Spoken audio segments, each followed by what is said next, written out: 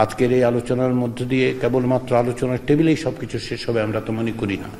সকলের প্রচেষ্টা অব্যাহত রাখতে হবে রাজপথে, সকলের প্রচেষ্টা অব্যাহত রাখতে হবে আমাদের চর্চায়, আমাদের ঐক্যে, এবং সকলের সম্মিলিতভাবে একটি জাতীয় সনদ তৈরি করার চেষ্টা করতে হবে।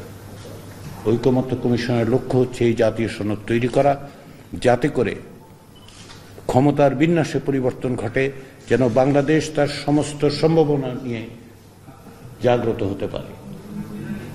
আপনাদের নেতৃত্ব একসময় সেই পথ দেখিয়েছে, লক্ষ লক্ষ মানুষ তাতে যুক্ত হয়েছে, পরবর্তী সময়ে এই ধারাবাহিকতাকে অব্যাহত রেখেছে।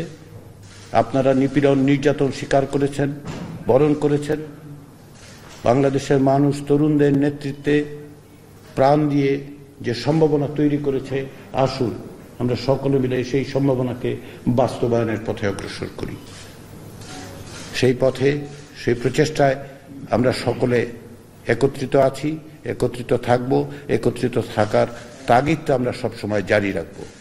সে কথা বলে আমি আবারও গণ অধিকার পরিষদের নেতৃবৃন্দ এবং গণ অধিকার পরিষদ সংগঠন হিসেবে আপনাদেরকে ধন্যবাদ জানিয়ে আমার বক্তব্য শেষ করছি।